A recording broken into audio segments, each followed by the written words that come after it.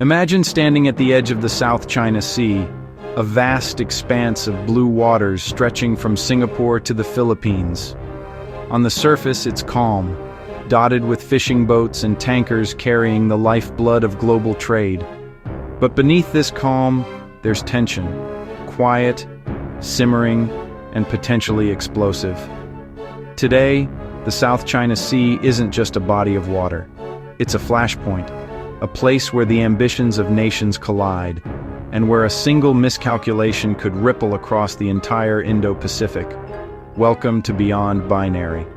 The South China Sea has long been one of the world's busiest maritime highways. Nearly 30% of global trade, worth over $3 trillion annually, passes through these waters. It's also rich in oil, gas, and marine resources, an irresistible combination of economics, energy, and strategy. But the problem is, everyone wants a piece of it. China claims almost the entire sea using what's known as the Nine-Dash Line, an ambiguous boundary that cuts deep into the exclusive economic zones of countries like Vietnam, the Philippines, Malaysia, and Brunei. These countries, in turn, reject China's sweeping claims, citing international law, specifically the United Nations Convention on the Law of the Sea, UNCLOS. The result? A geopolitical tug-of-war that has only grown more dangerous over time. In 2016, the Permanent Court of Arbitration in The Hague ruled in favor of the Philippines, saying China's claims had no legal basis, but Beijing dismissed the ruling entirely, calling it null and void. Instead of backing down, China doubled down, building artificial islands, deploying military installations, and increasing its naval patrols. Over the past decade, we've seen radar systems, missile batteries, and airstrips emerge on reefs that until recently were underwater. These are not just rocks anymore, they're fortified outposts, extending Beijing's reach deep into contested waters. Now let's connect this to what happened during the recent regional shutdown, a term many have heard but few fully understand. A shutdown in this context doesn't mean the world stops spinning. It's a temporary halt or suspension of regular activities, usually due to heightened tensions, diplomatic deadlock, or security alerts. The last major South China Sea shutdown happened when multiple nations temporarily closed off their maritime patrol routes, suspended joint exercises, and restricted commercial navigation through contested zones. It wasn't a global shutdown, but regionally, it was significant. Shipping traffic slowed dramatically, and thousands of vessels were rerouted, causing delays in supply chains, spikes in fuel prices, and losses for exporters across Asia. The causes of that shutdown were rooted in a chain of confrontations. A Chinese Coast Guard vessel allegedly collided with a Philippine supply boat near Second Thomas Shoal. Vietnam accused Chinese fishing fleets of encroachment, and the U.S. conducted a freedom of navigation operation, sailing destroyers near Chinese-built islands. In response, Beijing imposed temporary navigation restrictions, citing security concerns, and the dominoes began to fall. One move led to another.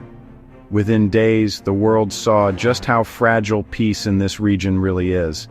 So what exactly makes the South China Sea so strategically vital? Geography, for one. It connects the Pacific and Indian Oceans through key choke points like the Strait of Malacca. Whoever controls these sea lanes holds influence over global energy flows and trade security. But it's not just about trade. Beneath these waters lie potentially 11 billion barrels of oil and 190 trillion cubic feet of natural gas. For countries with growing energy demands, like China, India, and Vietnam, control over these resources could mean long-term energy independence. That's why every atoll, reef, and shoal has become a strategic chess piece. At the same time, the South China Sea is becoming a testing ground for new military technologies. The US, Japan, Australia, and India, under the Quad Alliance, have been expanding their surveillance and satellite coverage. China, on the other hand, is deploying advanced anti-access area denial systems, electronic warfare units, and even experimenting with AI-driven naval swarms, small autonomous boats capable of reconnaissance and harassment operations. This blending of geopolitics and technology is reshaping modern warfare. The next confrontation might not begin with bullets or missiles, but with cyber interference, GPS jamming, or satellite blinding, all invisible, silent weapons of the 21st century. But let's step back for a moment. Why does all this matter to ordinary people outside the region? Because what happens here doesn't stay here. If conflict breaks out, global shipping would be disrupted overnight. Fuel and consumer prices would surge. Internet cables and communication routes that run under these waters could be damaged, leading to information slowdowns and outages. In short, the South China Sea isn't just Asia's problem, it's the world's lifeline. Now, coming back to the idea of a shutdown, its effects ripple far beyond borders. Economically, even a temporary closure causes billions in trade losses. Politically, it forces nations to pick sides, some aligning with China's influence, others leaning toward the US and its allies. Technologically, it drives a new wave of innovation in surveillance, autonomous vessels, and satellite monitoring. Each shutdown becomes a catalyst, pushing nations to prepare for the next one, better armed and less trusting. So, is Asia on the brink of conflict? The short answer, not yet, but the risk is rising. The region is trapped in what analysts call a security dilemma. Every time one country strengthens its defenses, others feel threatened and respond in kind. China expands an airstrip, the Philippines invites US troops back, Vietnam upgrades its submarines, Japan increases its defense budget. It's an arms race, but one fought quietly, layer by layer. Diplomatic talks continue under the ASEAN framework, but progress is slow. Each country has its own interests, and consensus is hard to achieve when economic dependence on China clashes with fears of its expansionism. Meanwhile, Washington's involvement, though aimed at ensuring freedom of navigation, adds another layer of complexity. To Beijing, it's interference. To smaller nations, it's protection. And somewhere in between, the South China Sea keeps boiling. There's a phrase used by strategists, gray zone conflict.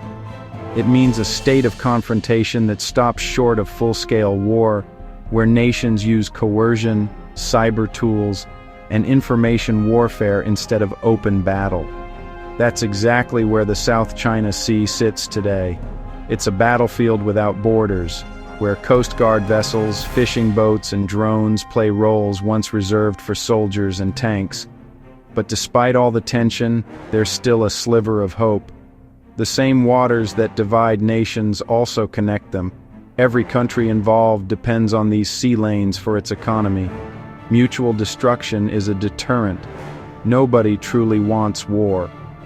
The question is whether restraint will hold as military assets continue to pile up and political narratives harden at home.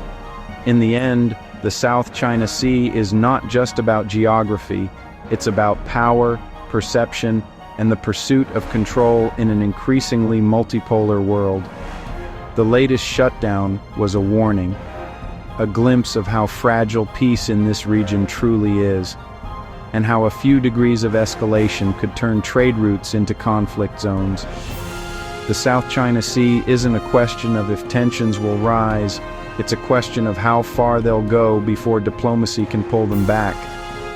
This is Beyond Binary, where we break down complex global dynamics to understand not just what's happening, but why it matters. Because in geopolitics, every current beneath the surface tells a story. And in the South China Sea, those currents are moving fast.